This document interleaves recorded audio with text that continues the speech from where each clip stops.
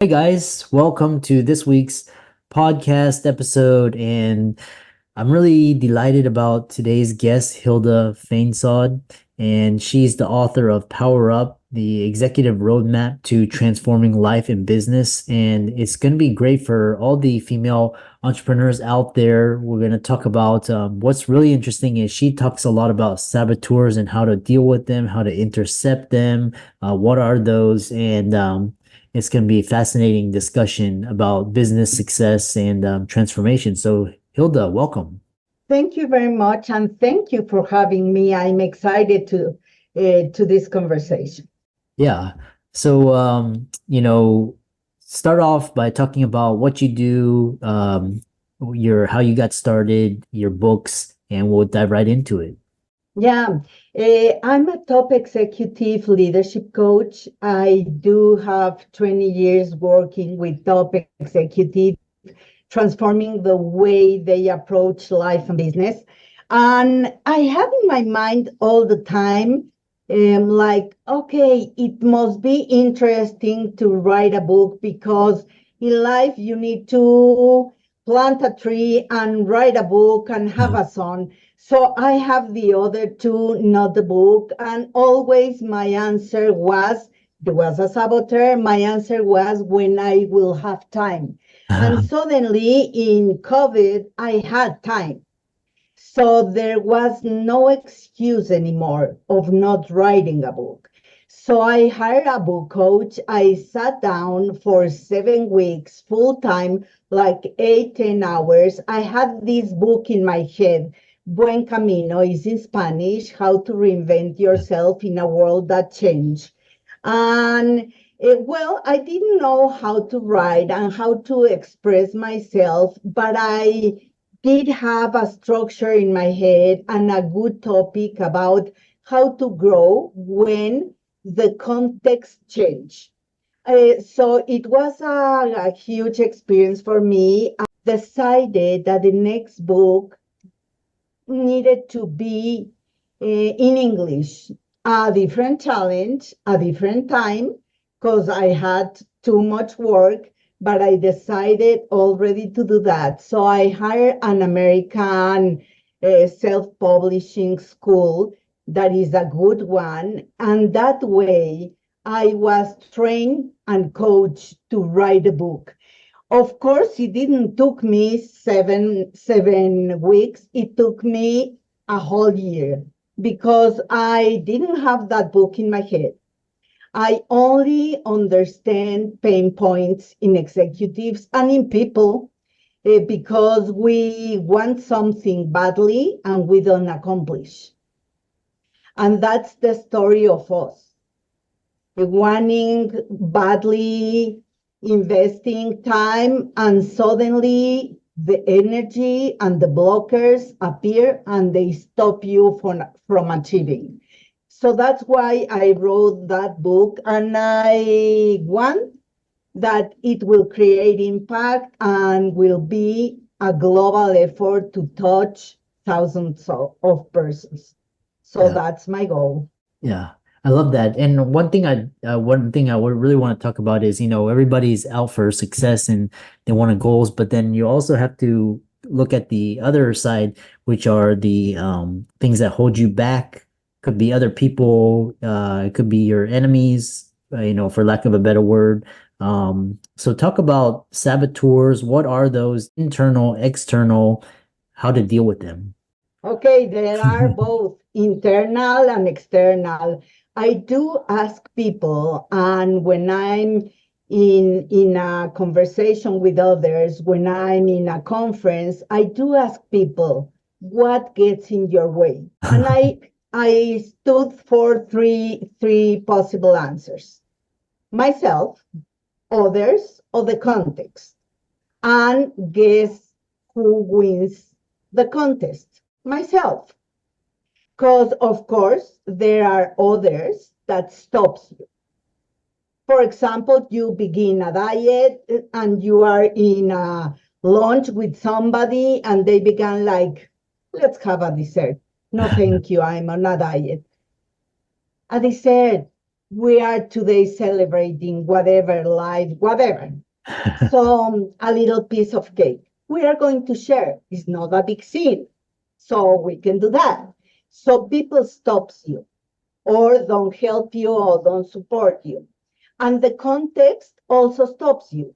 And the same example, are you in a diet and you go to the pantry, open it, and oh my goodness, there are so good things that you don't need to eat, but they are still there, close to you.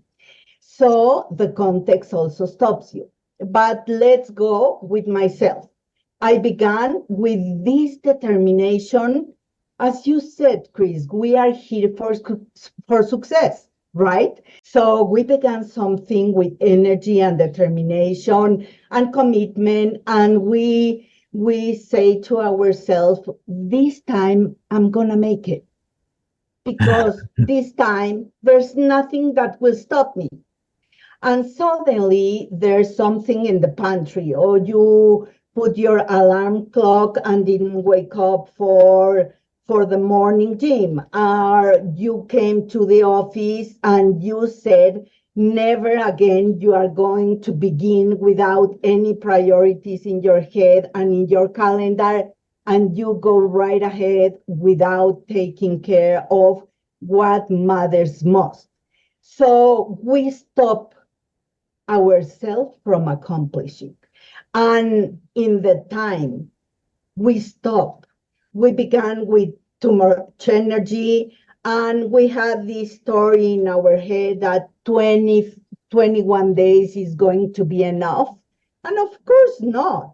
21 days only puts you in a different routine, but it's not enough to have a habit that will transform your life or your business.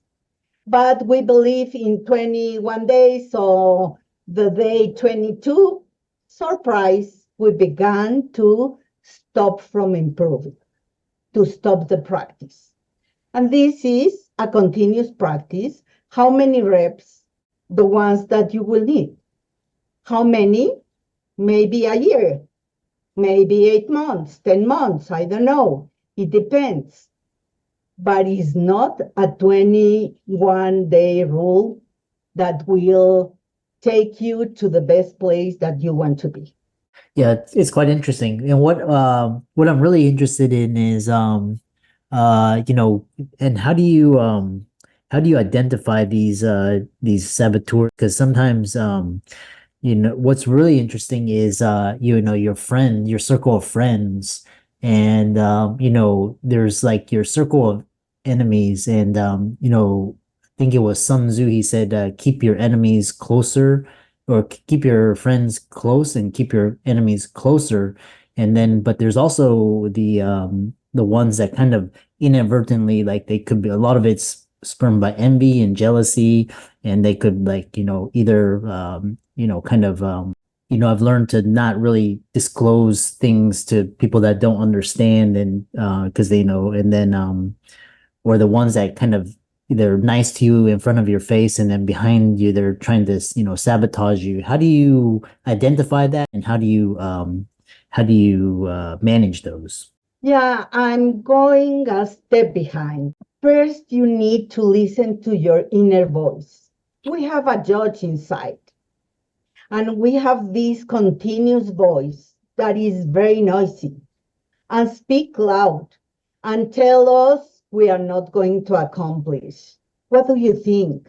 For example, when I was writing a book, this inner voice was saying in English, really? You are Mexican. You speak Spanish. Hmm. Why are you writing a book in English? Who says you have the competencies to do that?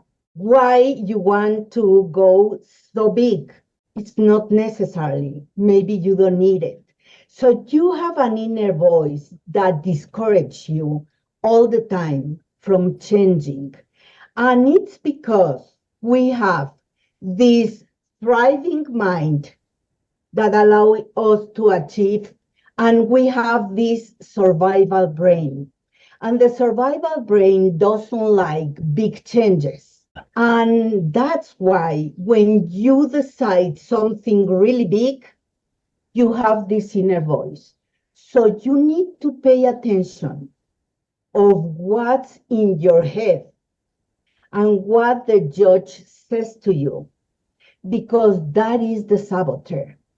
And you can put it in switch to off, and you can make it less noisy, and you can have a conversation with you, and you can stop your saboteur.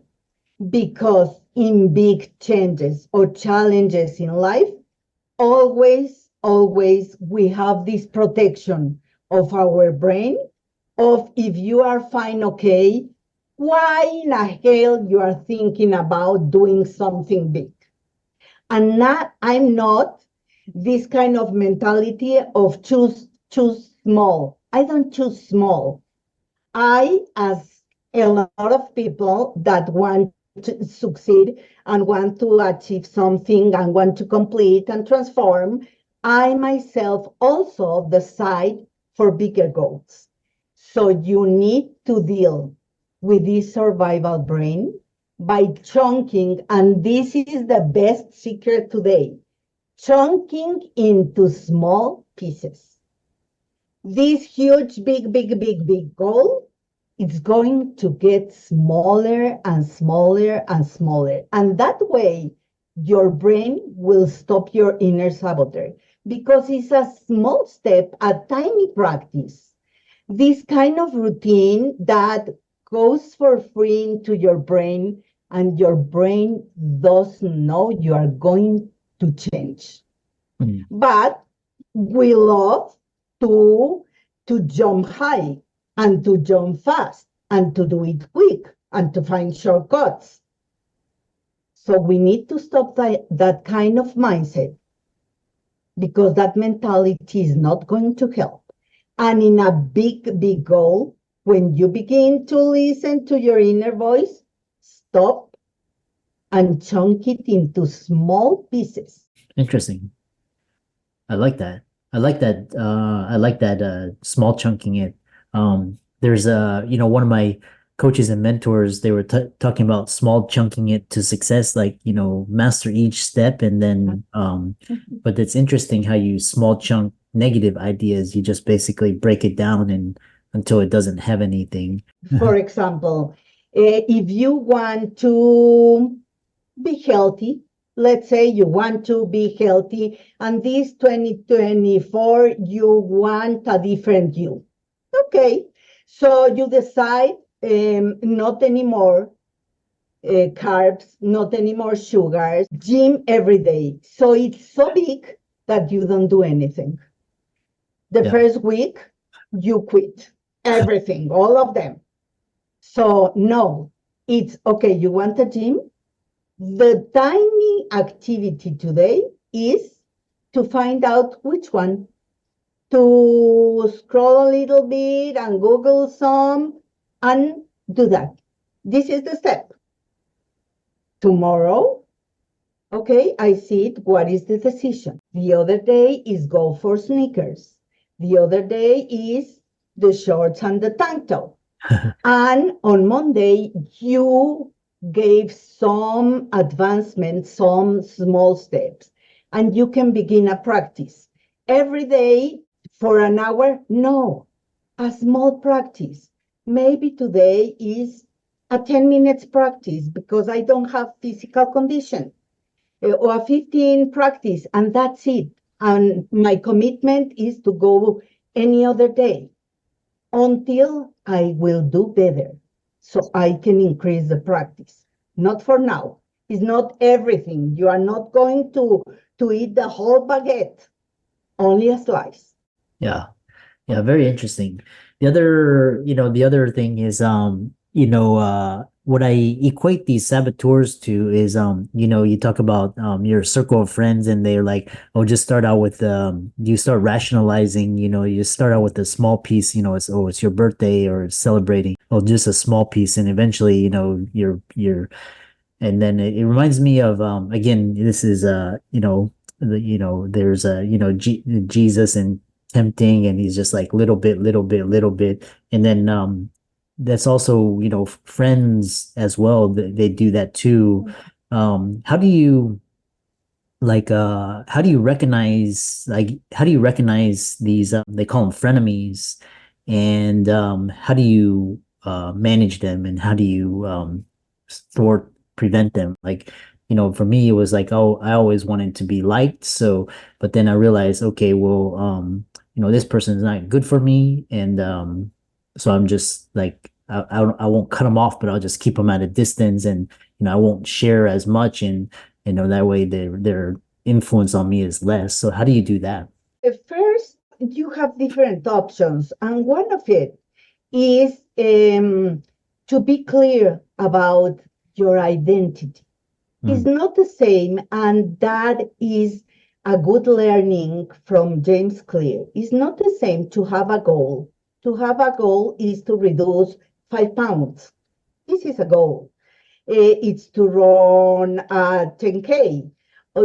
This is a goal.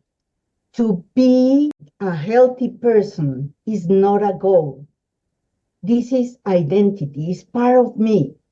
So first of all, you need to create a new identity.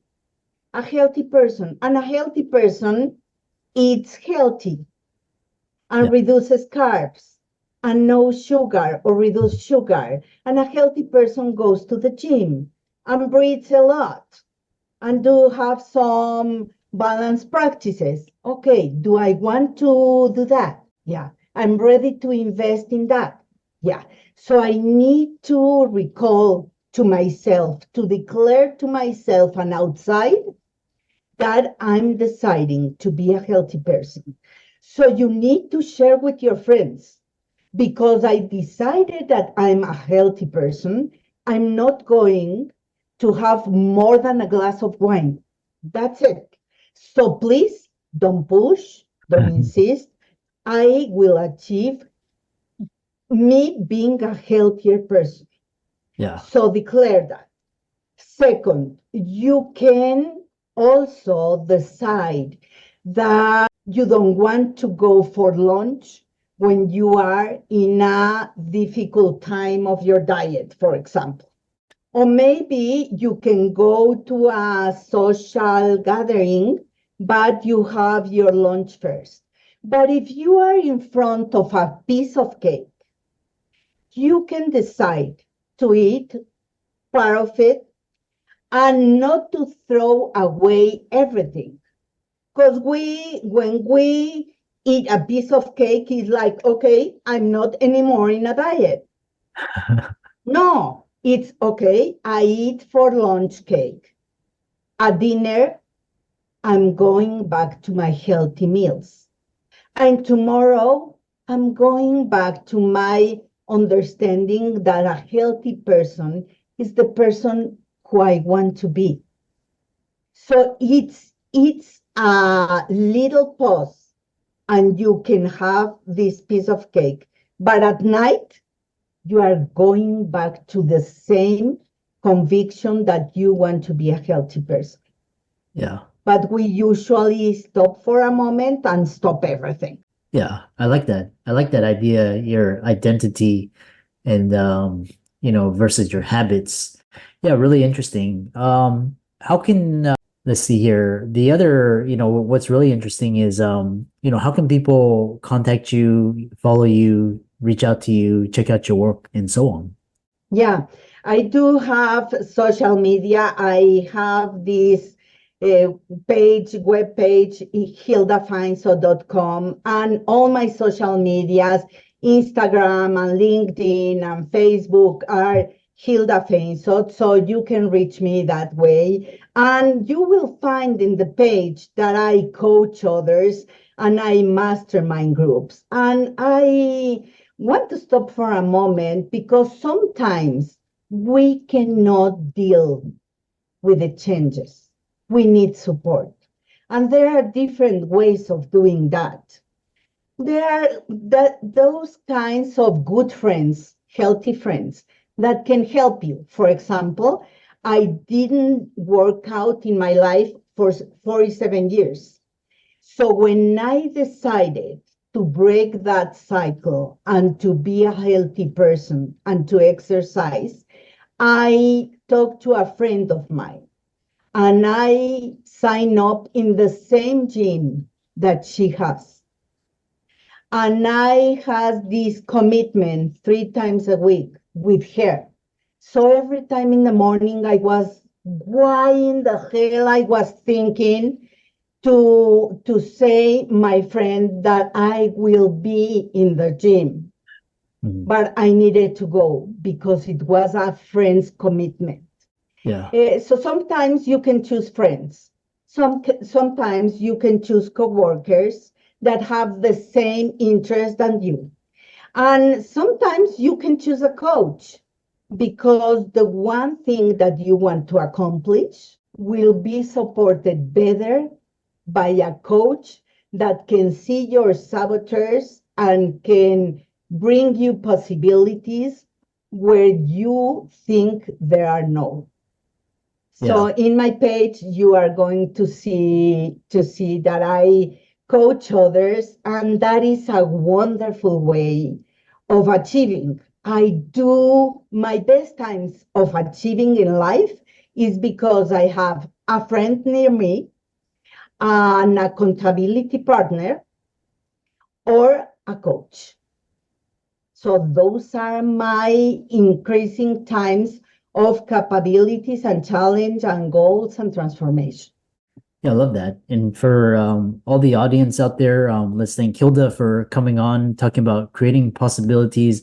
And I love this idea because, same thing, just kind of this voice in your head saying, who do you think you are to do this? And, she challenges that. So check out her book. It's on Amazon, and also give her socials a like and follow. And thanks so much for coming onto the podcast. Gosh, I enjoy very much. I can keep going with this conversation, Chris, the whole morning. Yeah, I love that. And thanks so much. Thank you. Thanks